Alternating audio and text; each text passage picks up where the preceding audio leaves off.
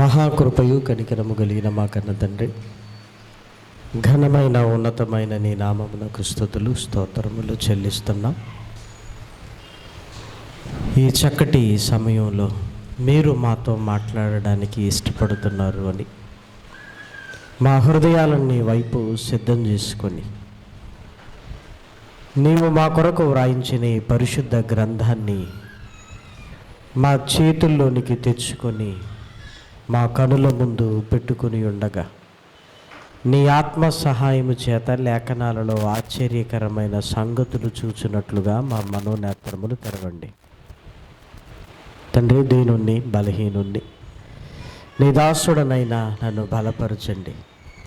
శక్తి కలిగిన నీ మాటలు చెప్పగలిగే సామర్థ్యాన్ని అనుగ్రహించమని కోరుతూ, వింటున్న నీ పిల్లలకు కూడా నాయన వివేచనను అనుగ్రహించమని ప్రాధేయపడుతూ క్రీస్తు నామం నీ ప్రార్థన అడిగి వేడుకొనుచున్నాము తండ్రి, ఆమేన్.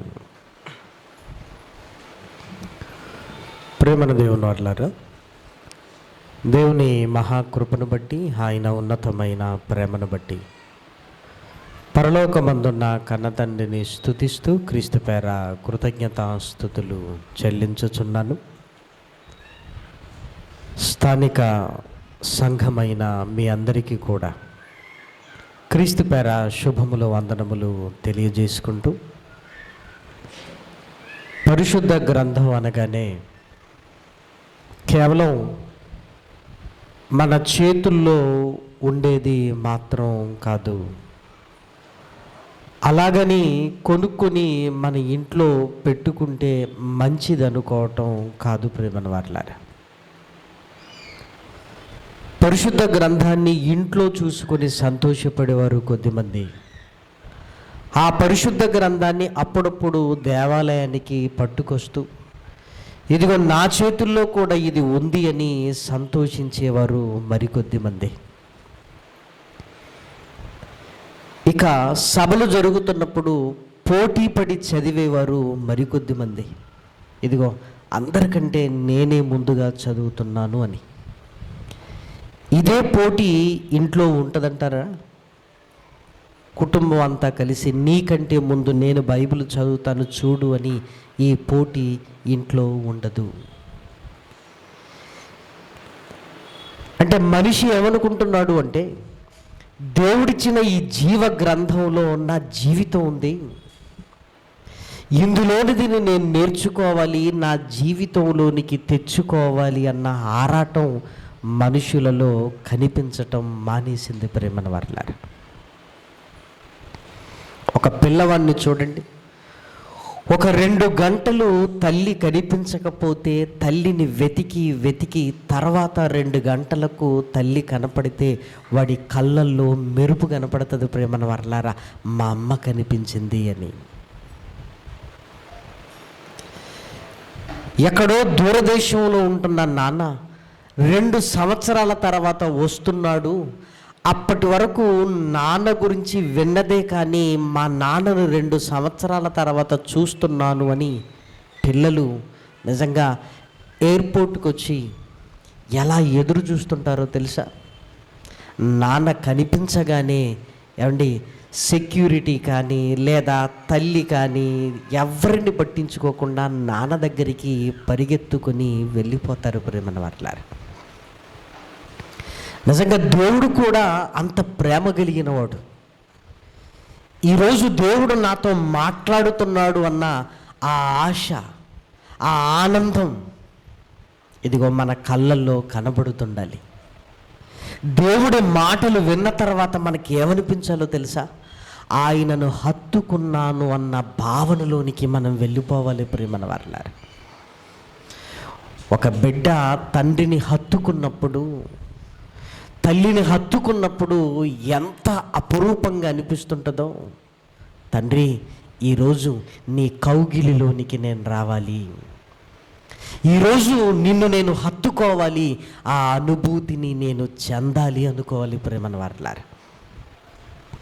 ఆదివారం అనగానే సమయాన్ని చూసుకొని పరుగులు పెట్టడం మాత్రమే కాదు, ఇక్కడికి వచ్చి ఆయనను హత్తుకొని ఈ ఆరాధన మాధుర్యాన్ని మనం పొందుకోవాలి ప్రేమన వారలారా. కాబట్టి పరిశుద్ధ గ్రంథంలోనికి వెళ్ళి, తండ్రి ఇదిగో నీ సన్నిధికి నేను వచ్చానయ్యా, నీ మాట వినాలన్న ఆశ నాలో ఉంది. లోకంలో సమస్యలు, ఇబ్బందులు, పరిస్థితులు, కుటుంబము, నిరుద్యోగము, ఎక్కడికి వెళ్ళినా ఫెయిల్యూర్ అవుతూ నా జీవితం ఎందుకు అనిపిస్తున్న ఈ సమయంలో ఇదిగో నీ దగ్గరకు వచ్చాను, నాతో మాట్లాడు, నన్ను జీవింపజేయి, నన్ను ఆనందపరచు, నీ వాక్యములో ఉంటున్న సంతోషాన్ని నా హృదయంలో నింపు అని ఇదిగో నీ తండ్రిని అడగడానికి నువ్వు వచ్చావు. తండ్రి, నన్ను ఆదరించేవారు ఎవరూ లేరు, నన్ను అందరూ అపార్థమే చేసుకుంటున్నారు, నన్ను అర్థం చేసుకునే ఏకైక వ్యక్తివి, శక్తివి, నా తండ్రివి, నా దేవుడవు నువ్వయ్యా, ఇదిగో నిన్ను హత్తుకుంటాను అని వాక్యములోనికి వెళ్ళగలిగితే ప్రతి మాట ఎలా ఉంటుందో తెలుసా? చాలా శక్తి కలిగినదిగా ఉంటుంది పరిశుద్ధ గ్రంథంలో. కాబట్టి ప్రియమైన వారలారా, మన తండ్రి మనల్ని ఎలా బలపరుస్తున్నాడో లేఖనాలలోనికి వెళ్ళి మనం చూడగలిగితే, మార్కు గారు రాసిన సువార్త పరిశుద్ధ గ్రంథాన్ని తెరిచి మార్కు గారు రాసిన సువార్త 12వ అధ్యాయము, మార్కు గారు రాసిన సువార్త 12వ అధ్యాయము 28వ వచనాన్ని దయచేసి చూడండి. ముందందరూ తీయండి అమ్మా. మార్కు సువార్త 12వ అధ్యాయము, మార్కు గారు రాసిన సువార్త 12వ అధ్యాయము 28వ వచనం. శాస్త్రులలో ఒకడు వచ్చి వారు తరికించుట విని ఆయన వారికి బాగుగా ఉత్తరమిచ్చనని గ్రహించి ఆజ్ఞలన్నింటిలో ప్రధానమైనది ఏదని ఆయనను అడిగెను. అందుకు యేసు ప్రధానమైనది, ఏమంటే ప్రధానమైనది అంటే ఏంటి? ప్రధానమైనది అంటే చాలా ముఖ్యమైనది, చాలా ముఖ్యమైనది. ఏమంటే ఇంచుమించు ఒక 10-15 రోజుల నుంచి ఆజ్ఞలను గురించి ఆలోచిస్తూ ఉన్నాను. ఎక్కడికి వెళ్ళినా ఇవి జ్ఞాపకానికి వస్తూనే ఉన్నాయి ప్రియమైన వారలారా. ఎక్కడికి వెళ్ళినా ఇదిగో లిఫ్ట్లోనికి వెళ్ళాము, వెళితే దీని కెపాసిటీ 16 మంది మాత్రమే. వాడు ఒక ఆజ్ఞ పెట్టాడు, అంటే ఎక్కువ తక్కువ ఇక్కడ ఎక్కకండి అని కదా. ఒక హోటల్కి వెళ్ళామనుకోండి, ఒక హోటల్కి వెళితే ఇదిగో ఇక్కడ మాత్రమే చేతులు కడగండి, ఇక్కడ మాత్రమే చేతులు కడగండి. ఒక ట్రైన్లో మీరు ఎక్కినప్పుడు రూల్స్ అండ్ రెగ్యులేషన్స్ కనపడుతుంటాయి. తోటి ప్రయాణికులను ఇబ్బంది పెట్టొద్దు, తోటి ప్రయాణికులను ఇబ్బంది పెట్టొద్దు. ఇలా సమాజంలోనికి మీరు వెళ్ళి చూడండి, ఎక్కడికి వెళ్ళినా కొన్ని ఇన్స్ట్రక్షన్స్ అనేటివి కనబడుతూనే ఉంటాయి ప్రియమైన వారలారా. అంతెందుకు, బస్ స్టాండ్లో కూర్చున్న కొన్ని కనపడుతుంటాయి, ఎక్కడ పడితే అక్కడ చెత్త వెయ్యరాదు. రోడ్ల మీద నడుచుకుంటూ వెళుతున్నా కూడా కొన్ని కనపడుతుంటాయి ప్రియమైన వారలారా. ఇదిగో పార్కింగ్ ఇక్కడ మాత్రమే చెయ్యండి. ఒక మాటలో చెప్పాలి అంటే ఏమండి, రూల్స్ అండ్ రెగ్యులేషన్స్ మధ్య మనం బ్రతుకుతున్నాం ప్రియమైన దేవుని పిల్లలారా. రూల్స్ అండ్ రెగ్యులేషన్స్ మధ్య ఒక సభ జరుగుతున్నప్పుడు చూడండి, నడిపించేవారు దయచేసి స్త్రీలందరూ ఇటువైపు కూర్చోండి, పురుషులందరూ ఇటువైపు కూర్చోండి. ఏమంటే కొన్ని సలహాలు ఇస్తుంటారు ప్రియమైన వారలారా. ఎందుకు కార్యక్రమం అనేది ముందుకు వెళ్ళాలి అంటే నడిపిస్తున్న అధ్యక్షుడు కొన్ని సలహాలు ఇస్తుంటాడు. ఇదిగో సభా మర్యాదను కాపాడండి, దయచేసి మీ ఫోన్స్ స్విచ్ ఆఫ్ చేసుకోండి, మీ ఫోన్స్ స్విచ్ ఆఫ్ చేయండి, మీ పక్క వారికి ఇబ్బంది కలిగించకండి.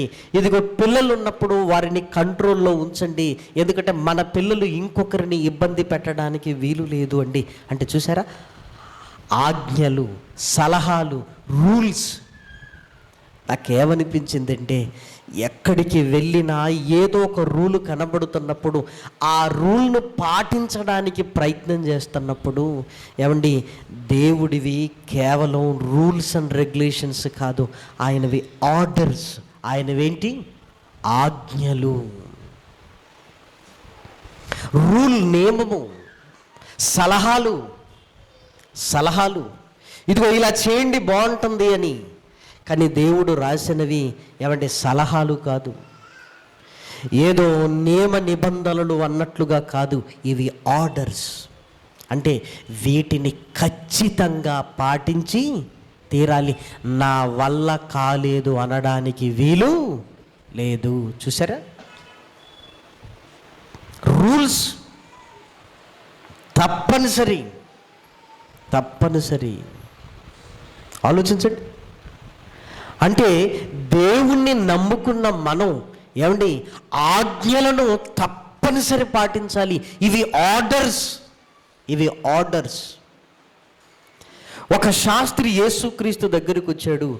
ఆజ్ఞలలో ప్రధానమైనది ఏంటి అన్నప్పుడు యేసుక్రీస్తు దేవుడు మనకిచ్చిన ఆర్డర్స్ను గురించి మాట్లాడుతూ మొట్టమొదటి ఆజ్ఞ ఏంటి అని చెప్తున్నాడు. చూడండి, నీవు నీ పూర్ణ హృదయముతోను, నీ పూర్ణ ఆత్మతోను, నీ పూర్ణ వివేకముతోను, నీ పూర్ణ బలముతోను నీ దేవుడైన ప్రభువును ప్రేమింపవలెను. అంటే దేవుణ్ణి ప్రేమించాలి. ఇది ప్రధానమైనది. ప్రేమన వారలారా, ఇది ప్రధానమైనది. ఆర్మూర్లో అక్టోబర్లో సెమినార్ ఉంది, బైబిల్ ఆధ్యాత్మిక సదస్సు ఉంది. అక్కడ చివరి రోజు ఆదివారం వస్తుంది. ఒక గంభీరమైన ఆరాధన జరుగుతున్నప్పుడు దేవుణ్ణి అడుగుతున్నాను, నాయనా, నిన్ను పూర్ణ హృదయముతో, పూర్ణ వివేకముతో, పూర్ణ బలముతో అసలు ఎలా ఆరాధించాలి? ఇది నాకు నేర్పించవా? ఇదిగో అక్కడ నిన్ను పూర్ణ హృదయముతో ఆరాధించాలి, అందరికీ చెప్పాలి అని అడుగుతున్నాను తండ్రిని.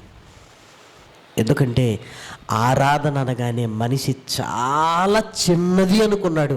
కానీ పరిశుద్ధ గ్రంథంలోనికి వెళ్ళి చూస్తే దీనికంటే గొప్పది ఏమీ లేదు. ప్రేమన వారలారా, ఏమంటే తండ్రిని ప్రేమించటం కావాలి, తండ్రిని ప్రేమించటం రావాలి. రెండవ ఆజ్ఞను కూడా మీరు చూడగలిగితే, రెండవది, నీవు నిన్ను వలె నీ పొరుగువానిని ప్రేమింపవలను అనున్నది రెండవ ఆజ్ఞ. అలానే రెండవది ఏదో చిన్నది అనుకోకండి. ఏం చెప్తున్నాడు కింది వచనాల్లో చూడండి, వీటికంటే ముఖ్యమైన ఆజ్ఞ మరి ఏదియూ లేదని అతనితో చెప్పెను. వీటికంటే ముఖ్యమైనది మరి ఏదియూ లేదు. అంటే క్రైస్తవ జీవితంలో ఈ ఆజ్ఞలను ఎంత బలంగా మనం తీసుకోవాలో ఆలోచించండి. ఎంత బలంగా మనం తీసుకోవాలి. ఆ చేస్తే ఎంత, చేయకపోతే ఎంత అన్నట్లు కాదు ప్రియమైన వారలారా. ఇప్పుడు ఈ రెండు ఆజ్ఞలను అర్థం చేసుకోవడానికి ప్రయత్నం చేద్దాం. దేవుణ్ణి ప్రేమించాలి, పొరుగువానిని ప్రేమించాలి. దేవుణ్ణి ఎలా ప్రేమించాలి, పొరుగువాన్ని ఎలా ప్రేమించాలి, ఈ ఆజ్ఞలను అర్థం చేసుకోవడానికి మనం ప్రయత్నం చేయగలిగితే పరిశుద్ధ గ్రంథంలో వ్రాయబడిన ఒక చక్కటి మాటను దయచేసి చూడండి. యాకోబు గారు రాసిన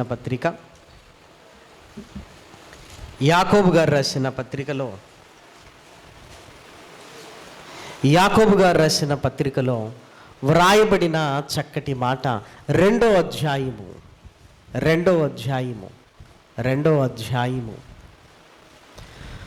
10-11 వచనాలను దయచేసి చూడండి. ఎవడైనను ధర్మశాస్త్రం అంతయు గైకొనియు ఒక ఆజ్ఞ విషయములో తప్పిపోయిన ఎడల ఆజ్ఞలన్నింటి విషయములో అపరాధి అగును.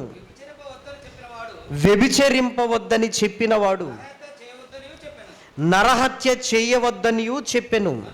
గనుక నీవు వ్యభిచరింపకపోయినను నరహత్య చేసిన ఎడల ధర్మశాస్త్ర విషయంలో నువ్వు అపరాధివైతివి.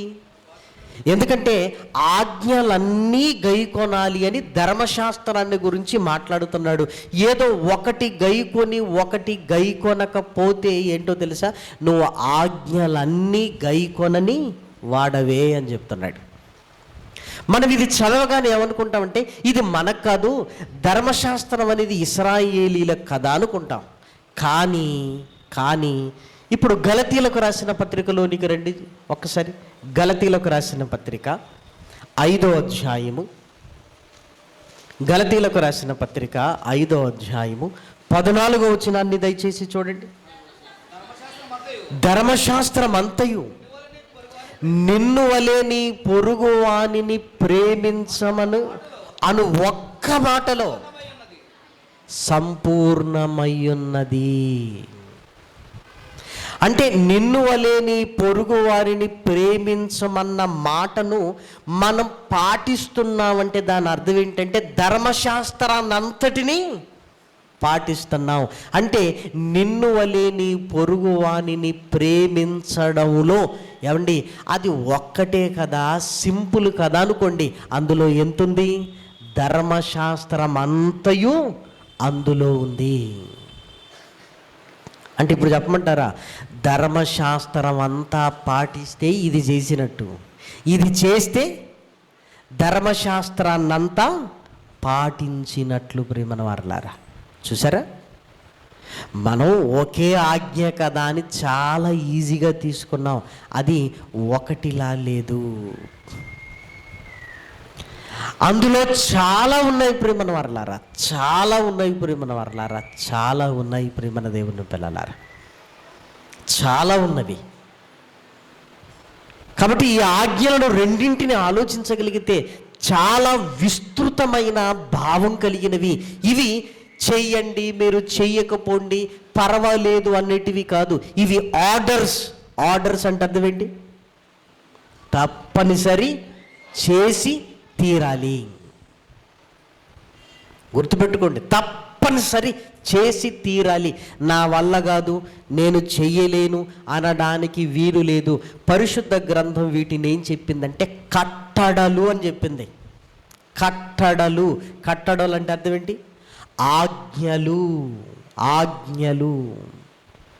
ఒక కట్టడం ఎలా స్థిరంగా అక్కడ ఉంటుందో కట్టడలు కూడా నీ జీవితంలో స్థిరంగా ఉండాలి. ఏమంటే ఇక్కడ దేవాలయాన్ని మనం కట్టుకున్నాం, ఇది స్థిరంగా ఉంటుంది ఇక్కడ. అలాగే ఆజ్ఞలు కూడా నీ జీవితంలో ఎలా ఉండాలి? ఒక కట్టడము వలె ఉండాలి, స్థిరంగా ఉండాలి. అందులో నుంచి బయటికి రావాలి అన్న ఆలోచన నీకు రాకూడదు. వాటిని మీరాలి అని నీ ఊహల్లో కూడా నువ్వు ఆలోచన చేయకూడదు. ఏమంటే ఎంత ముఖ్యమైనవో చూసారా, ఎంత ముఖ్యమైనవి. అందులో మొదటిది దేవుణ్ణి ప్రేమించాలి, రెండవది పొరుగు వానిని ప్రేమించాలి. ప్రేమన వారలారా, ఏమంటే ఈ రెండు మనం చేస్తున్నామంటే దాని అర్థం ఏంటో మీరు చూడగలిగితే, మరలా మార్కు గారు రాసిన సువార్త 12వ అధ్యాయం, మార్కు గారు రాసిన సువార్త 12వ అధ్యాయము, మార్కు గారు రాసిన సువార్త 12వ అధ్యాయము 34వ వచనం. అతడు వివేకముగా ఉత్తరమిచ్చినని యేసు గ్రహించి, నీవు దేవుని రాజ్యమునకు దూరముగా లేవని అతనితో చెప్పెను. యేసుక్రీస్తు ఆ ఆజ్ఞలను పాటిస్తున్న వ్యక్తిని చూసి, ఇదిగో చాలా సంతోషం, నువ్వు దేవునికి రాజ్యానికి దూరముగా లేవు, దూరముగా లేవు, దూరముగా లేవు.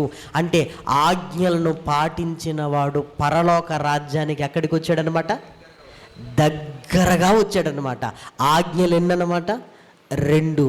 దేవుణ్ణి ప్రేమించాలి, పొరుగువానిని ప్రేమించాలి. మొన్ననే ఒక డిస్కషన్ జరిగింది దైవ సేవకులతో. మేమందరం మాట్లాడుకుంటున్నాం, ఇదిగో ఆజ్ఞలను గురించి సమాజంలోనికి తీసుకొని వెళ్ళాలి. ఎందుకంటే పరిశుద్ధ గ్రంథంలో పాత నిబంధన చదువుతున్నప్పుడు దేవుడు ఇశ్రాయేలీలను అన్యజనులకు అప్పగిస్తాడు. ఎందుకు అప్పగించాడు అని చాలాసార్లు వెతికి వెతికి అండర్లైన్ చేసినప్పుడు నాకేం కనిపించిందంటే, ఇశ్రాయేలీలు ఆయన కట్టడలను మీరారు, ఆయన కట్టడలను విస్మరించారు, ఆయన కట్టడలను గైకొనలేదు. కాబట్టి దేవుడు ఇదిగో అన్యులకు వారిని అప్పగించాడు అని ఎన్నిసార్లు రాయబడిందో ప్రియమైన వారలారా. అంటే ఇప్పుడు మనకు కూడా ఆజ్ఞలు కట్టడలు ఉన్నాయి. మనం మీరేమనుకోండి అంటే దేవుడు కూడా మనల్ని అప్పగిస్తాడన్నమాట. అది మనం తెలుసుకోవాలి అని అంటే ఇశ్రాయేలీల జీవితాలలో జరిగింది ఇప్పుడు మన జీవితాలలో కూడా జరుగుతుంది. అంటే మనం ఆయన కట్టడలు మీరినప్పుడు దేవుడు మరలా ఆ కట్టడలలోనికి తీసుకొని రావటానికి, ఆ కట్టడలను మీరినందుకు పనిష్మెంట్ ఇస్తాడు. ప్రియమైన దేవుని పిల్లలారా, పనిష్మెంట్ ఇస్తాడు. అది మనం గుర్తించట్లేదు. ఏదో బతుకుతున్నామంటే బతుకుతున్నాం అంతే. వద్దు ప్రియమైన వారలారా, దేన్ని సీరియస్గా తీసుకోకండి. మీ జీవితాన్ని మాత్రం చాలా సీరియస్గా తీసుకోవాలి. దేవుని కొరకు బతకటం కంటే ముఖ్యమైనది ఇంకొకటి లేనే లేదు, అంతే, లేనే లేదు. కాబట్టి మనం సీరియస్గా తీసుకోవాలి. ఆయన కట్టడలు 2, నిన్ను ప్రేమించాలి, పొరుగువానిని ప్రేమించాలి.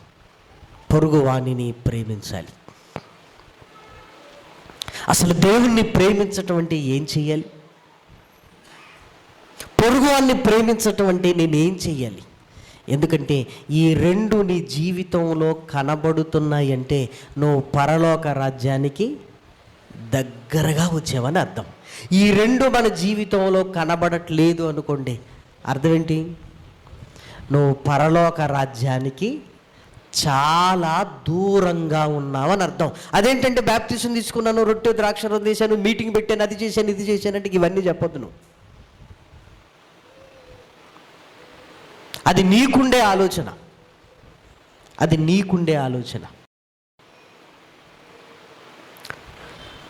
రిజర్వేషన్ చేసుకున్నవాడు డైరెక్ట్గా ఎక్కి ఇది నా సీటు అని వాదించవచ్చు.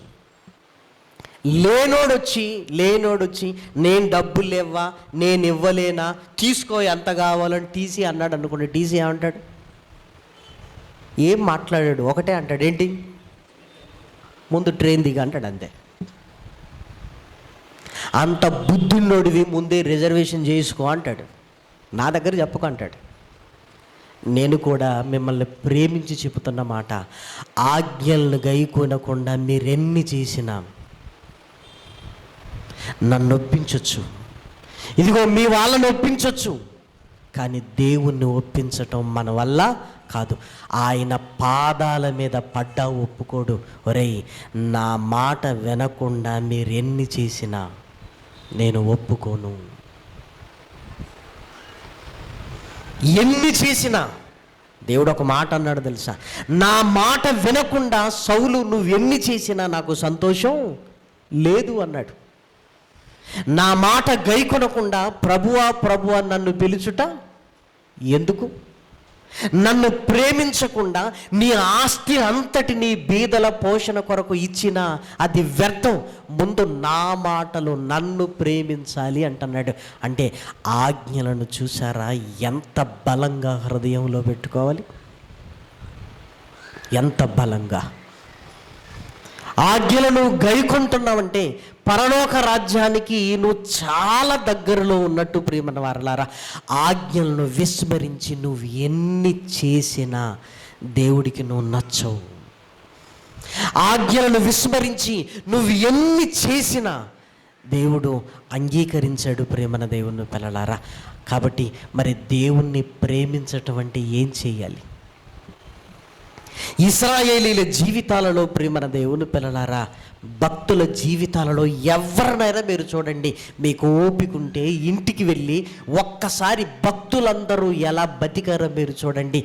ఆజ్ఞలను జవదాటలేదు ప్రియమైన వారలారా. అదే వారి జీవితంలో దేవుణ్ణి దగ్గరగా బతికారు ప్రియమైన వారలారా. ఆజ్ఞలను వారిలో అస్సలు మేరలేదు ప్రియమైన వారలారా. వారు దేవుణ్ణి ఏ పరిస్థితులలో ప్రేమిస్తున్నారో, ఎంత ప్రేమిస్తున్నారో, అందరికంటే ఎక్కువగా ఎలా ప్రేమిస్తున్నారో లేఖనాలలోనికి వెళ్ళి చూస్తే ఆశ్చర్యం కలుగుతుంది ప్రియమైన వారలారా. ఆశ్చర్యం ప్రియమైన వారలారా. ఆలోచించండి. పరిశుద్ధ గ్రంథంలోనికి వెళ్ళి ఎస్తేరు గ్రంథంలో వ్రాయబడిన చక్కటి మాటను చూడండి. భక్తుడు ఆజ్ఞలను ఎలా శిరస వహిస్తున్నాడు. ఎస్తేరు గ్రంథము 3వ అధ్యాయము, ఎస్తేరు గ్రంథము 3వ అధ్యాయము 2వ వచనం. కాబట్టి రాజు గుమ్మమునందున్న రాజసేవకులందరూ రాజాజ్ఞానుసారముగా మోకాలుని హామానునకు నమస్కరించిరి. మొర్దెకై వంగకయు నమస్కారము చెయ్యకయు ఉండగా. మొర్దెకై, అహష్వేరోషు రాజు ఏం చేశాడంటే హామానును ప్రధానిగా చేసి, ఇదిగో అందరూ మోకాళ్ళ మీద ఉండి నమస్కరించాలి అన్నాడు. రాజగుమ్మము దగ్గర అందరూ సాష్టాంగ దండాలు పెడుతున్నాడు. మొర్దెకై వంగలేదు, మోకాళ్ళ మీద లేడు, నమస్కరించలేదు ప్రియమైన వారలారా. ఆశ్చర్యపోతున్నారు అందరూ. ఏమయ్యా మొర్దెకై, ఇది రాజాజ్ఞ అయ్యా అంటే మొర్దెకై ఏమంటున్నాడో తెలుసా? వంగొద్దనేది దేవుని ఆజ్ఞ. మీకు రాజు ఆజ్ఞ ఉంది, కానీ మాకు ధర్మశాస్త్రంలో ఆజ్ఞలున్నవి. ఆ ఆజ్ఞలలో మొట్టమొదటిది ఏంటో తెలుసా? మాకివ్వబడిన 10 ఆజ్ఞలలో మొట్టమొదటి ఆజ్ఞ ఒకటి ఉంది. మేము ఎవ్వరికి నమస్కారము చేయకూడదు. ఎవరికి మాత్రం చేయాలి? మా తండ్రికే చేయాలి. ఆ ఆజ్ఞను ఒక్కసారి చదువుకొని ఇక్కడికి వద్దాం. నిర్గమాకాండము 20వ అధ్యాయము. నిర్గమాకాండములో వ్రాయబడిన చక్కటి మాటను దయచేసి చూడండి. 20వ అధ్యాయము 1వ వచనం. దేవుడు ఈ ఆజ్ఞలన్నీ వివరించి చెప్పెను. దేవుడైన యెహోవాను నేనే దాసుల గృహమునైన ఐగుప్తు దేశములో నుండి నిన్ను వెలుపలికి రప్పించితిని. నేను తప్ప వేరొక దేవుడు నీకు ఉండకూడదు. పైన ఆకాశం అందే గాని, క్రింద భూమి అందే గాని, భూమి క్రింద నీళ్ళ అందే గాని ఉండు దేని రూపమునైనను విగ్రహమునైనను నీవు చేసుకొనకూడదు. వాటికి సాగిలపడకూడదు, వాటిని పూజింపకూడదు. ఏలయనగా దేవుడైన యెహోవానగు నేను రోషము కలిగిన దేవుడను. ఎంత మంచి ఆజ్ఞ అండి. సాగిలపడకూడదు, నువ్వు మ్రొక్కకూడదు. మొర్దెకై ఆజ్ఞను గుండెల్లో పెట్టుకున్నాడు ప్రియమైన దేవుని పిల్లలారా. ఎక్కడున్నాడో తెలుసా? పరాయి దేశంలో ఉన్నాడు ప్రియమైన వారలారా. బానిస బతుకుల మధ్య ఉన్నాడు. గుండెల్లో ఏమున్నాయో తెలుసా? దేవుని ఆజ్ఞ. చరిత్రలోనికి వెళితే వీళ్ళ జీవితాలు స్థిమితంగా ఉండనివ్వవు ప్రియమైన వారలారా. ఒక యేసేపు జీవితాన్ని ఆలోచిస్తే, పరాయి దేశంలోనికి వెళ్ళి ప్రభు కొరకు ఆయన నిలబడిన విధానాన్ని ఆలోచిస్తే, ఉన్న ఊరిలో పుట్టి మన వీధిలో నిలబడలేకపోతున్నామే అనిపిస్తుంటుంది ప్రియమైన వారలారా. చూసారా, నాకు ఆజ్ఞలు ముఖ్యం. దేశం కాని దేశంలో ఆ రాజు మీరు మొక్కాలి అంటే వాళ్ళ దేశంలో ఉన్న రాజాజ్ఞ కంటే నా దేవుడు, ఇదిగో సర్వభూమికి ఆయన దేవుడు, ఆయన ఆజ్ఞ నాకు ముఖ్యం, నేను మ్రొక్కను అంటున్నాడు. చస్తావు మర్దకై అని చెప్తున్నారు పక్కోళ్ళు. చచ్చినా పర్వాలేదు, నేను మొక్కను. ఆజ్ఞలు చూసారా? చచ్చినా పర్వాలేదు, నేను మొక్కను. ఆజ్ఞలను జవదాటే ప్రసక్తి లేనే లేదు. ప్రేమన దేవుని పిల్లలారా, ఏంటండి వీళ్ళ జీవితాలు? ఎక్కడికి వెళ్ళినా దేవుడు ఆజ్ఞలను నీ హృదయంలో నువ్వు పెట్టుకోవాలి. ప్రేమన వారలారా, ఆయన కట్టడలను మనం మరిచిపోవడానికి వీలు లేదు. మన పిల్లలకు కూడా చిన్ననాటి నుంచే చెప్పాలి. ఏమని? ఆయన కట్టడలను బోధించాలి. ప్రేమన దేవుని పిల్లలారా, దేవుడు గొప్పవాడురా, నాకంటే గొప్పవాడు, మీ అమ్మ కంటే గొప్పవాడు, ఇదిగో మన కాపరి కంటే గొప్పవాడు ఆయన. వాడు అడుగుతాడు, మరి మన ప్రధాని కంటే? అవునరా, ప్రధాని కంటే గొప్పవాడు ఆయన.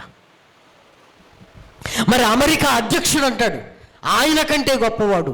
ఇదిగో లోకంలో గొప్పవాడిని చూపిస్తుంటాడు, వాడికి లోకంలో మరి విరాట్ కోహ్లీ అంటాడు, ఆయన కంటే గొప్పవాడురా, ఆయన కంటే గొప్పవాడు. అంతే. ఏమండి, ఆ గొప్పవాడు నీ హృదయంలో నిండిపోవాలి.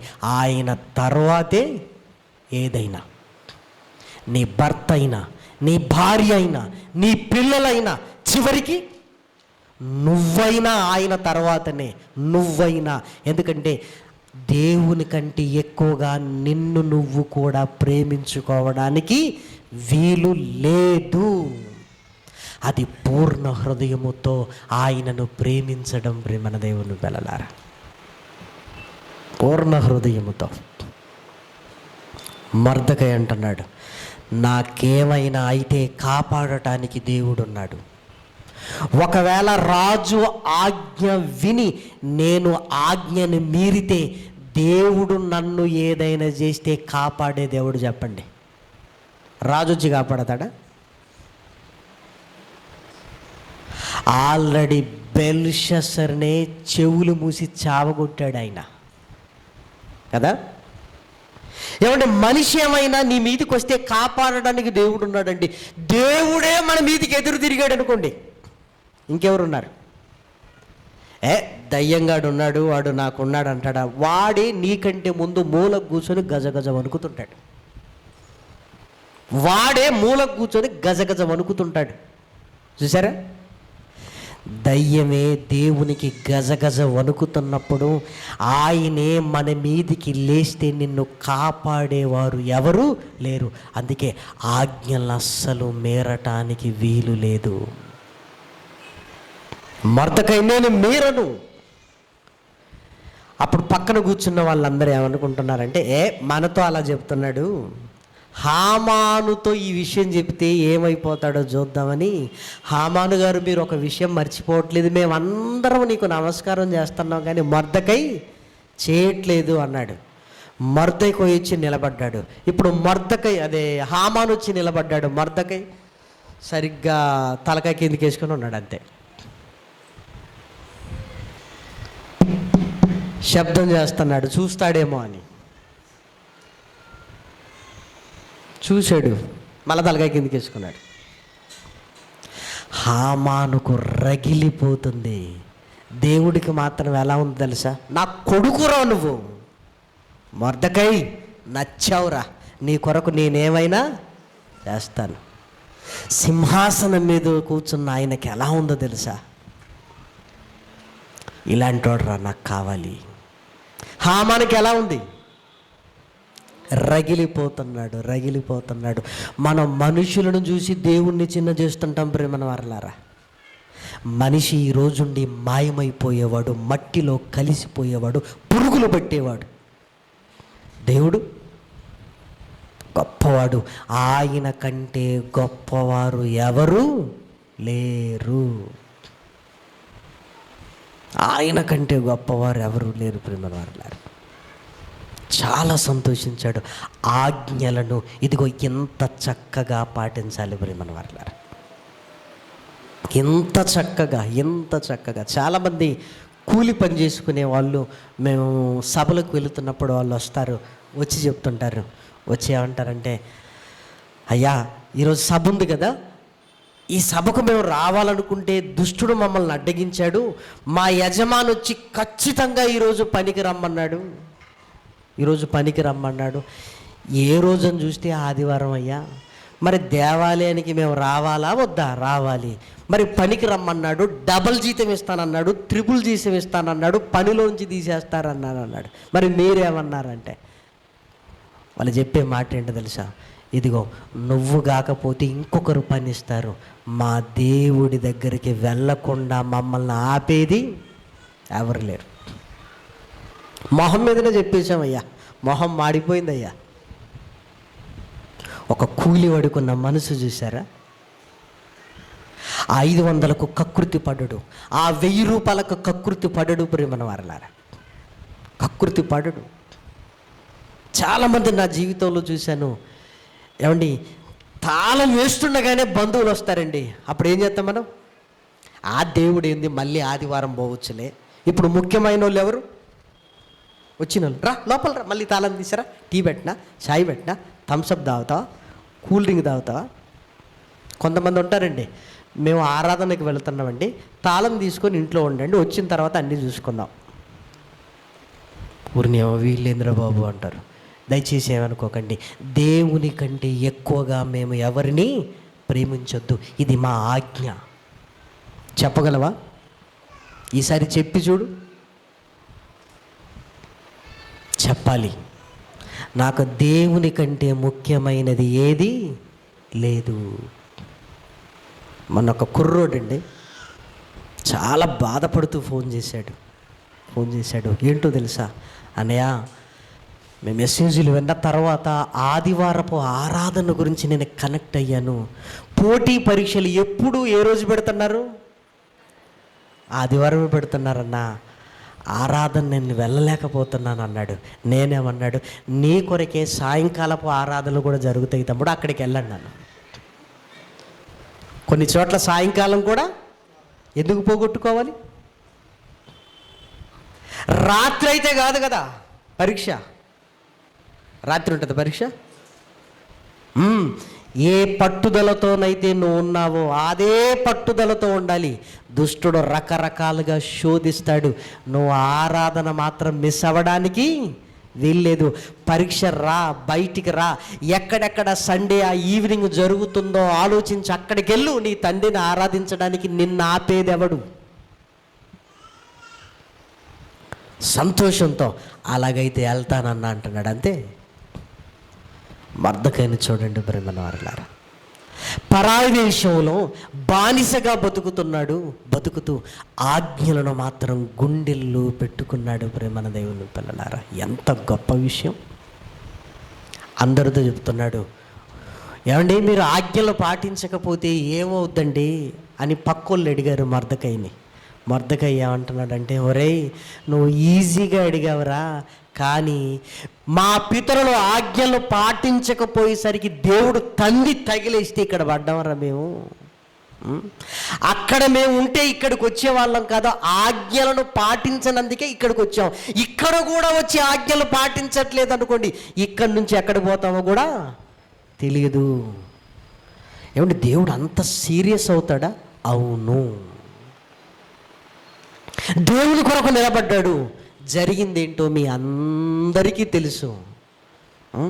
హామాను నాకు మ్రొక్కట్లేదా అనుకున్నాడు, సీన్ రివర్స్ అయింది. హామాను ప్లేస్లోకి ఎవరు వెళ్ళారు? మర్దకై వెళ్ళాడు. హామాన్ ఎక్కడికి వెళ్ళాడు? ఉరి కొయ్య మీదికి వెళ్ళాడు. చూసారా, దేవుడు వెనకాల ఉంటే పరిస్థితులన్నీ ఎలా తారుమాతాయి. ఎందుకు అంటే ఆజ్ఞను గైకొన్నాడు గనుక. ప్రేమన వారలారా, అది దేవుణ్ణి ప్రేమించటం. ప్రేమన వారలారా, దానియేలు శాసనం చేశారు. ఇదిగో ఒకవేళ ఏ దేవునికైనా ప్రార్థన చేస్తే సింహాల బోను అని సంతకం చేశారు. దానియేలుకు తెలిసిందా తెలియలేదా? తెలుసు. తెలిసిన పోయి ఏం చేస్తున్నాడు? ముమ్మారు మోకాళ్ళ మీద ఉండి ముమ్మారు మోకాళ్ళ మీద ఉండి ప్రార్థన చేస్తున్నాడు ప్రేమన వారు. ముమ్మారు అంటే అర్థం ఏంటి? రాజు శాసనమైనా మార్చడానికి దేవుడు ఉన్నాడు, మరి దేవుని శాసనాన్ని మార్చేది ఎవరు? ఎంత ప్రేమిస్తున్నాడు చూసారా, ఎంత ప్రేమిస్తున్నాడు. యథావిధిగా వెళ్ళాడు, ప్రార్థన చేస్తున్నాడు. అన్నింటినీ కాదని దేవుని కొరకు ఎలా నిలబడ్డాడు చూడండి దానియేలు. ఆలోచించండి ప్రేమన దేవుని పిల్లలారా. దేవుణ్ణి ఇదిగో ప్రాణాల మీదికి వస్తున్నాను, ఆయననే ప్రేమించాలి, ఆయన్నే ప్రేమించాలి. ఇది ఆజ్ఞ, ఇది కట్టడ. ఇవి నువ్వు చేస్తున్నావంటే నీ పూర్ణ హృదయముతో, నీ పూర్ణ బలముతో, నీ పూర్ణ వివేకముతో ఆయనను ప్రేమిస్తున్నట్లు ప్రేమన దేవుని పిల్లలారా. దయచేసి చూడండి, పరిశుద్ధ గ్రంథంలో వ్రాయబడిన చక్కటి మాట ప్రేమన వారలారా. పరిశుద్ధ గ్రంథంలో వ్రాయబడిన చక్కటి మాట ప్రేమన వారలారా. మత్తయి సువార్త 10వ అధ్యాయము 37వ వచనం. 37 తండ్రినైనను తల్లినైనను నాకంటే ఎక్కువగా ప్రేమించువాడు నాకు పాత్రుడు కాడు. కుమారునైనను కుమార్తెనైనను నాకంటే ఎక్కువగా ప్రేమించువాడు నాకు పాత్రుడు కాడు. చూసారా, నన్నే ప్రేమించాలి. ఇది ఆజ్ఞ, ఇది ఆజ్ఞ ప్రేమన దేవుని పిల్లలారా. ఆలోచించండి, భక్తుల జీవితాలలో ఇవి ఉన్నవి గనుకనే దేవుడు వారికి తోడుగా ఉన్నాడు ప్రేమన దేవుని పిల్లలారా. దేవుడు నీకు తోడుగా ఉండాలి అంటే ఆజ్ఞలను గైకొనాలి, ఆజ్ఞలను గైకొనాలి. దేవుణ్ణి అందరికంటే ఎక్కువగా ప్రేమించాలి ప్రేమన వారలారా. రెండవ ఆజ్ఞ ఏంటి? నిన్ను వలె నీ పొరుగువానిని ప్రేమించు. ఏమంటే పొరుగువాడిని ప్రేమించటం అంటే అర్థం ఏంటి? పొరుగువాడు ఎవరు? పొరుగువాడు ఎవరు? పొరుగువాడు ఎవరు? ఇదే ప్రశ్న వచ్చింది, ఇదే ప్రశ్న వచ్చింది. అప్పుడు యేసుక్రీస్తు చెబుతున్నాడు సమరయుని గురించి. సమరయులు అంటే ఎవరు అంటే యూదులకు అంటరాని వారుగా ఉండేవారు సమరయులు. ఒకడు ఎరుకో వైపుకు వెళుతున్నాడు, దొంగలు అతన్ని దోచుకున్నారు, అతన్ని ఇదిగో కొట్టి పడేశారు. చాలామంది వెళుతున్నారు, ఎవ్వరూ సహాయం చేయలేదు. ఎవరు చూశారు? అంటరాని వాడు అని ఎవరినైతే చూస్తున్నారో ఆ సమరయుడు చూశారు. వెంటనే అతన్ని తీసుకుని వెళ్ళాడు, అతన్ని బాగు చేశాడు. ఇప్పుడు యేసుక్రీస్తు అడుగుతున్నాడు, ఇదిగో వీరిలో ఎవడు పొరుగువాడని నీకు తోచుచున్నది అంటే అప్పుడు వాళ్ళు ఏం చెప్పారంటే సమరయుడే. అంటే అవసరత కలిగిన వాణ్ణి ఆదుకోవాలి ప్రేమన దేవుని పిల్లలారా. వాళ్ళు మన పొరుగువారు. ఇప్పుడు ఇదిగో వీళ్ళు వాళ్ళు అన్న తేడా ఏమీ లేదు. అందరము ఆదాము గర్భము నుంచి వచ్చిన వారమే, అందరం ఆదాము గర్భం నుంచి వచ్చిన వారమే ప్రేమన దేవుని పిల్లలారా. అందరినీ ప్రేమించాలి ప్రేమన వారలారా. ఇక అందరిని అనగానే దేవుడు అందరిని అనగానే మనం కొంతమందిని ఊహించుకుంటామని పర్టికులర్గా ఎవరిని ప్రేమించాలని చెబుతున్నాడో లేఖనాలలోనికి వెళ్ళి చూడగలిగితే మత్తయి గారు రాసిన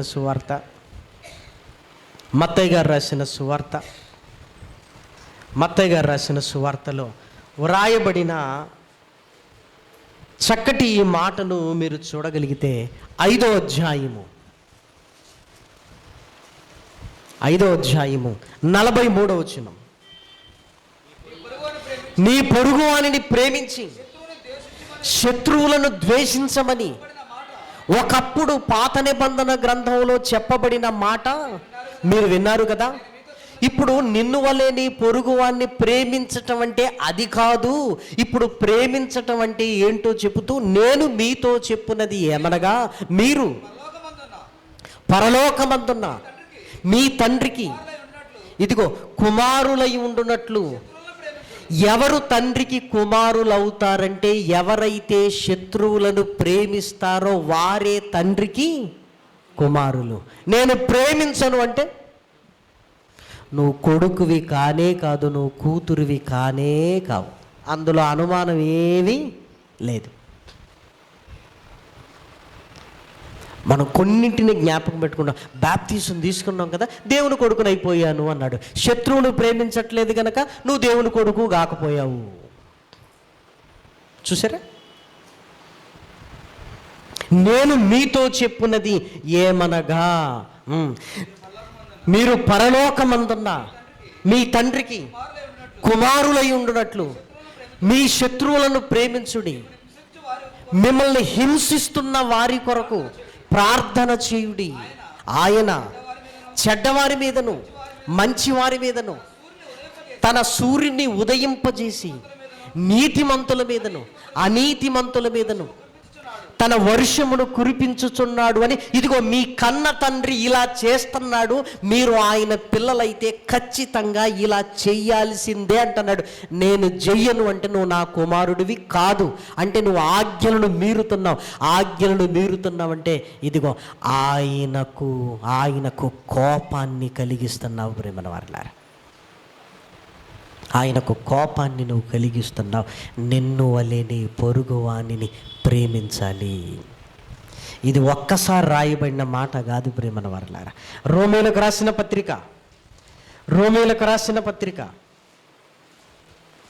రాసిన పత్రికలో వ్రాయబడిన చక్కటి ఈ మాటను దయచేసి చూడండి. 12వ అధ్యాయం, రోమీయులకు రాసిన పత్రిక 12వ అధ్యాయము 19వ వచనం. ప్రియులారా, మీరు మీకే పగ తీర్చుకొనక దేవుని ఉగ్రతకు చోటియుడి. పగ తీర్చుట నా పని, నేనే ప్రతిఫలం ఇస్తును అని ప్రభువు చెప్పుచున్నాడని వ్రాయబడి ఉన్నది. కాబట్టి నీ శత్రువు ఆకలిగొని ఉంటే వానికి భోజనము పెట్టుము, దప్పికొని ఉంటే. ఏమంటే ప్రార్థన చేయమని అక్కడ చెప్పాడు, ఇక్కడేమంటున్నాడు?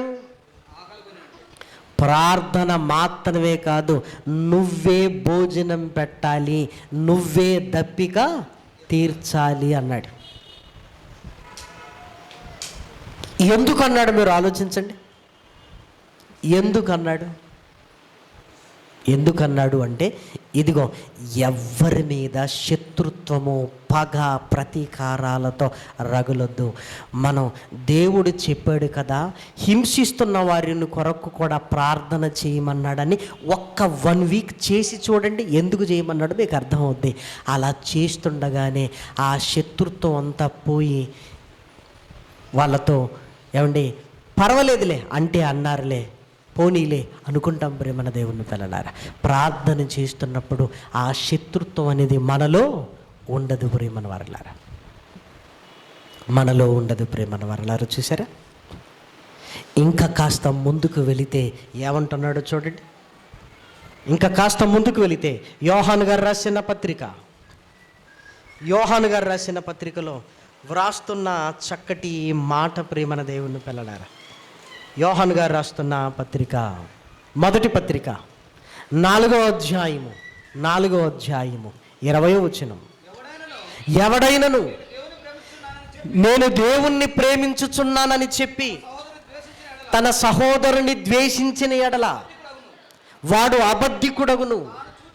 తాను చూచిన సహోదరుని ప్రేమింపని వాడు తాను చూడని దేవుణ్ణి ప్రేమింపలేడు. అంటే ఈ రెండవది నువ్వు చెయ్యకపోతే మొదటిది చేస్తున్నా వేస్ట్ అన్నాడు. ఒరే, నువ్వు నన్ను ప్రేమిస్తున్నానంటే నేను నమ్మనురా. నేనేమో అందరినీ ప్రేమిస్తున్నాను, నువ్వేమో నన్ను ప్రేమిస్తున్నావని నీ సహోదరుని ద్వేషిస్తున్నావు. ఈ ప్రేమ నాకు వద్దురా బాబోయ్, నువ్వు నన్ను కూడా ప్రేమించని వాడివే అంటున్నాడు ప్రేమను వారలా. ఇప్పుడు చేయొద్దండి, నాకు శత్రువులు లేరు అన్నోళ్ళు చేయొద్దండి. ఈ మాటలు విన్న తర్వాత ఏం చేయాలి? మనం అందరినీ ప్రేమించాలి. తప్పు వాళ్ళదే, పోనీయండి, ఏం చేద్దాం, తెలియక చేశారు కదా. తెలియక చేశారండి, ఏం చేద్దాం? మనం కూడా చేయట్లేదు అప్పుడప్పుడు. దేవుడు మనల్ని క్షమించట్లేదా? ఏముంది, జీవితాలు చాలా చాలా చిన్నవి ప్రేమను వారలారా. తగ్గించుకుంటే పోయేది ఏమీ లేదు. వాళ్ళనే గెలవనివ్వండి.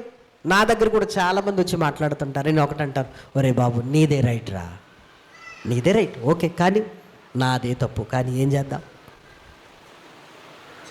ఇప్పుడు నీతో వాదించి నిన్ను పోగొట్టుకోవాలని నాకు లేదు. నాకు నువ్వు కావాలి, నాకు నువ్వు కావాలి. ఇప్పుడు నీది తప్పు, నువ్వు ఇలాంటోడు అని నేనెందుకు చెప్తాను? నాకు నువ్వు కావాలి. సత్యం రేపు తెలుస్తుందో ఎల్లుండి తెలుస్తుంది ఏదో ఒకరోజు.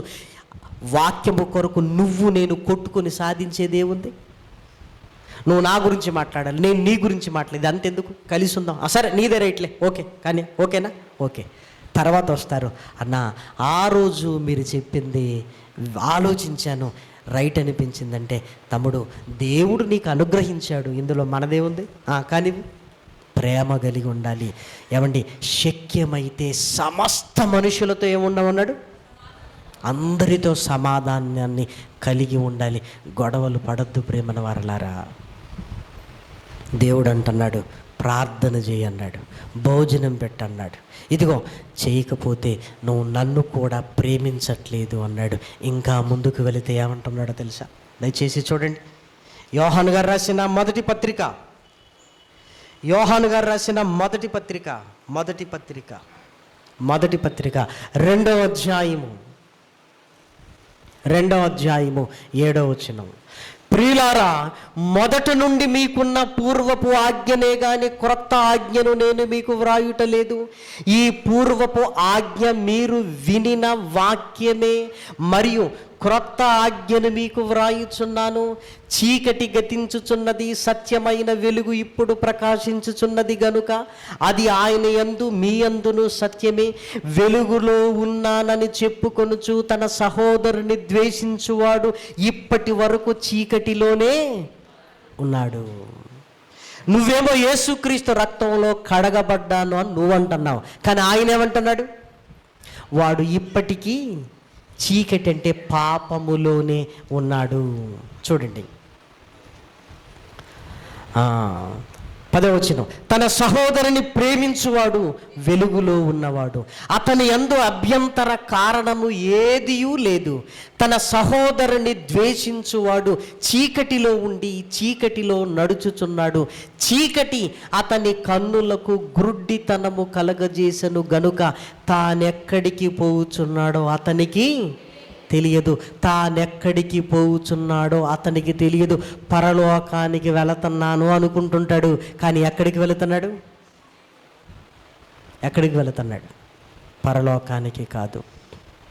పరలోకానికి కాదు ప్రేమన్న వారలారా. చూసారా?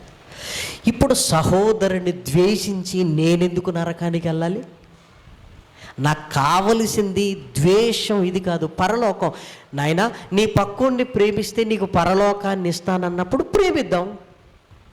ఎందుకంటే మనిషి కొరకు పరలోకాన్ని ఎందుకు పోగొట్టుకోవాలి ప్రేమన వారలారా? మీరు ఆలోచించండి. ఆఫ్టర్ ఆల్ మనిషి కొరకు మనం పరలోకాన్ని పోగొట్టుకుంటున్నాం అంటే పరలోకం కంటే మన పగలు ప్రతీకారాలు గొప్పవనుకుంటున్నాం ప్రేమన వారలారా. పరలోకం కంటే గొప్పవి వద్దు ప్రేమన దేవుని పిల్లలారా. పరిశుద్ధ గ్రంథంలో దేవుడు వ్రాయించిన ఈ మాటలన్నీ మీరు చూస్తుంటే ప్రేమన దేవుని పిల్లలారా, ఈ మాటలన్నీ మీరు చూస్తుంటే ఇందులో అర్థం కానిది ఏమీ లేదు ప్రేమన దేవుని పిల్లలారా. చాలా డైరెక్ట్గా రాశాడు. ఇందులో అర్థం కానిది ఏముంది చెప్పండి? అర్థం కానిదంటూ ఏమీ లేదు ప్రేమన వారలారా. ఈ మాటలను మనం చూస్తున్నప్పుడు ప్రేమన వారలారా. కాబట్టి ఇదిగో గుడ్డితనంతో బతుకొద్దు. ఇదిగో ప్రేమింపబడేవాడు నీ కళ్ళ ముందున్నాడు, ప్రేమించేవాడు నీ ఉన్నాడు. ఇవి ఆజ్ఞలు, ఆర్డర్స్ అంటే అర్థం ఏంటి? నీకు ఇష్టం ఉన్నా కష్టమైన తప్పనిసరి చేయాల్సిందే. యేసుక్రీస్తు ఈ 2 పాటించాడు, గొప్పవాడయ్యాడు ప్రేమల వల్ల. తన ప్రాణము కంటే దేవుణ్ణి ఎక్కువగా ప్రేమించాడు. అయినా నా ఇష్టము కాదు నీ చిత్తమే సిద్ధించునుగా. కానీ మనల్ని ఎంత ప్రేమించాడో తెలుసా ప్రేమన వారలారా? ఇప్పటికీ చాలాసార్లు ఇప్పటికీ మనం ఆయనను సిలువ వేస్తున్నాం, అయినా మనల్ని ప్రేమిస్తున్నాడు. నిన్ను వలె నీ పొరుగు వానిని ప్రేమించమన్న మాటకు కట్టుబడి ఉన్నాడు ప్రేమన వారలారా ఆయన. కాబట్టి మనం కూడా ఈ 2 ఆజ్ఞలను శిరస వహించాలంతే. శిరస వహించాలి ప్రేమన వారలారా. ఎవరు ఎవరికి శత్రువులు లేరు ప్రేమన దేవుని పిల్లలారా. ఆలోచించండి. లోకానికి నువ్వు శత్రువు కాదు, లోకానికి ఈ లోకం నీకు శత్రువు కాదు. అందరితో సమాధానంగా ఉండాలి. కొన్నిసార్లు అర్థం చేసుకోరు, అయినా పర్వాలేదు. ఇది ఆజ్ఞ ప్రేమన దేవుని పిల్లలారా. ఈ ఆజ్ఞలు 2 నువ్వు పాటిస్తుంటే పరలోక రాజ్యానికి దగ్గరగా వచ్చినట్లు ప్రేమన వారలారా. మరి పరలోక రాజ్యానికి ఎప్పుడు వెళ్ళినట్లు? కన్ఫర్మేషన్ ఏంటి? చివరిది కన్ఫర్మేషన్. ఆయన మరణించి తిరిగి లేచిన తర్వాత చెబుతున్నాడు, గొప్ప ఆజ్ఞ, మీరు సర్వలోకానికి వెళ్ళి సర్వ సృష్టికి సువార్తను ప్రకటించండి. ఇది చేస్తే పరలోకమే. ఇక ఇది చేసామనుకోండి, ఇక పరలోకమే ప్రేమన్న వారలారా. యేసుక్రీస్తు ఎవరికి చెప్తుంటాడు ఈ మాట? యవనస్తుడు ఆయన దగ్గరికి వస్తాడు. నిత్య జీవానికి వారసునకుటకు నేనేం చెయ్యాలి అంటాడు. నువ్వు వెళ్ళి ఆజ్ఞలను గైకొను అంటాడు. నేను చిన్నప్పటి నుంచి ఆజ్ఞలను గైకొంటాను అంటాడు. అప్పుడు చెప్తాడు, పరలోకమందు నీకు ఫలము ధనము కలుగునట్లుగా నీవు వెళ్ళి నీ ఆస్తిని అమ్మి బేదలకిమ్ము, అప్పుడు పరలోకమందు నీకు ధనము కలుగును. అంటే ఆజ్ఞలను పాటిస్తే దగ్గరికి వచ్చినట్లు. సువార్తను ప్రకటించడానికి ఆయన చిత్తాన్ని నెరవేరిస్తే ఇక ఖచ్చితంగా ఎక్కడికి వెళతాం? పరలోకానికి వెళతాం. ఈ 2 చాలా ముఖ్యమైనవి. ఏమండి, ఆజ్ఞలు నేను పాటించనండి, సువార్తను మాత్రం బాగా చేస్తానండి అంటే అదేంటో తెలుసా? అదేంటంటే రిజర్వేషన్ టికెట్ చేతిలో పెట్టుకొని రైల్వే స్టేషన్కి వెళ్ళకుండా ఇంటి దగ్గర కూర్చున్నట్టు ఉంటుంది. ఇగో టికెట్ ఉందండి, టికెట్ నీ దగ్గరనే ఉంటుందండి, ట్రైన్ వెళ్ళిపోద్దండి. మనం కూడా ఎలాంటి వాళ్ళం అంటే పని చేస్తున్నామయ్యా పని, మరి ఆజ్ఞలు ఏం చేసాం?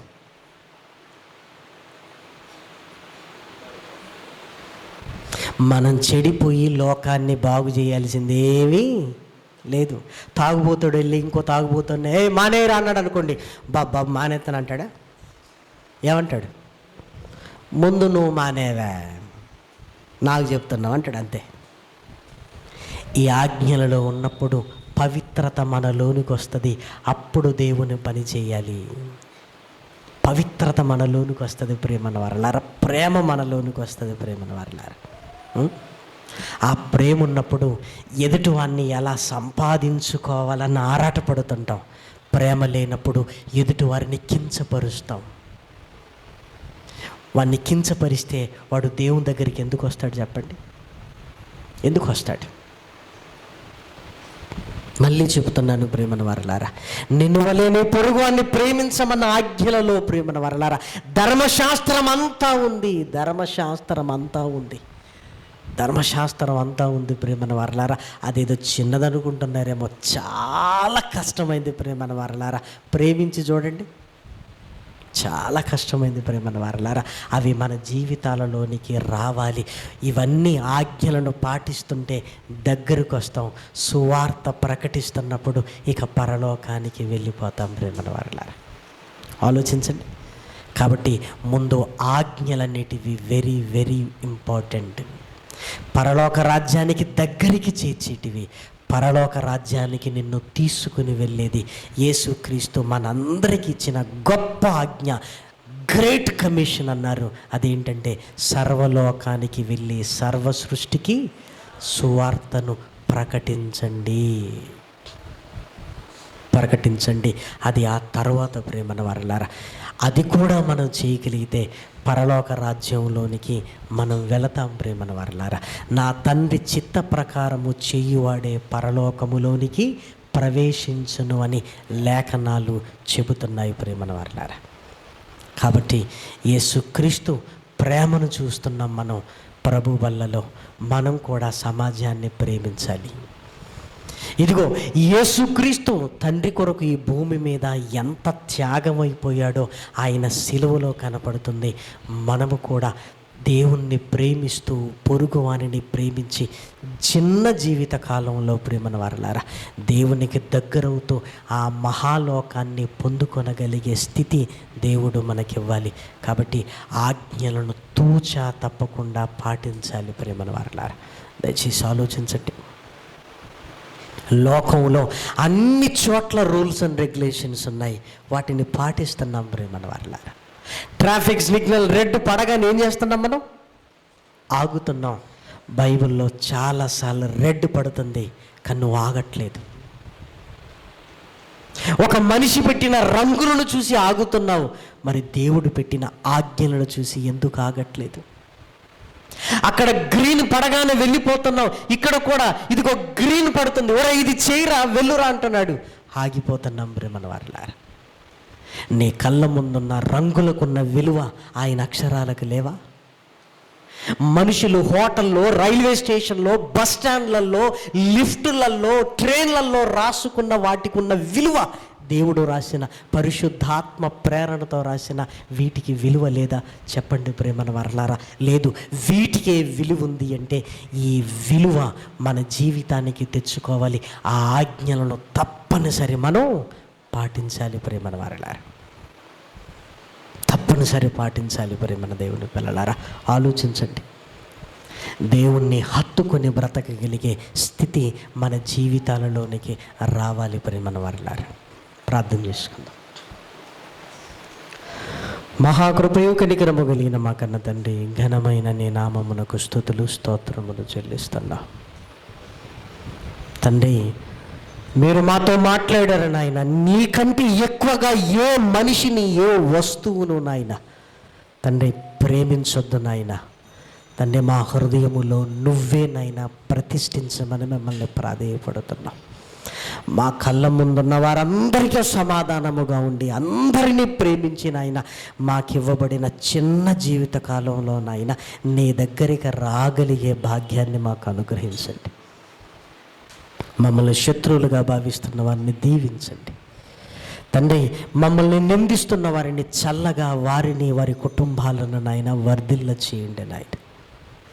క్రీస్తు ప్రేమను నాయన సమాజానికి చూపించగలిగే భాగ్యాన్ని అనుగ్రహించి మమ్మల్ని ముందుకు తీసుకుని వెళ్ళమని మిమ్మల్ని కోరుకుంటూ ఈ మాటలు నాయన సంఘానికి నాయన తండ్రి ప్రయోజనకరంగా క్షేమాభివృద్ధిని కలిగించినట్లుగా ఐక్యత కలిగి నీ పిల్లలందరూ నాయన నీ కొరకు నాయన నిలబడగలిగే భాగ్యాన్ని అనుగ్రహించమని మిమ్మల్ని కోరుకుంటూ ఘనత, మహిమ, ప్రభావములు మీకే చెల్లిస్తూ తండ్రి సాయంకాలపు సభలు కూడా నాయన నీ సహాయాన్ని అనుగ్రహించమని ప్రాధేయపడుతూ ప్రభు బలలోనికి చెయ్యి వేస్తుండగా నాయన తండ్రి ఉన్నతమైన ఉద్దేశాలను కలిగి నీ కుమారుడైన యేసుక్రీస్తు శిలువ త్యాగాన్ని జ్ఞాపకం చేసుకుంటూ నీ వాక్య ప్రకారం బ్రతకాలన్న తీవ్రతను నాయన నీ పిల్లల హృదయములో కలిగించమని మిమ్మల్ని కోరుకుంటూ క్రీస్తు నామం నీ ప్రార్థన అడిగి వేడుకొనుచున్నాము తండ్రి.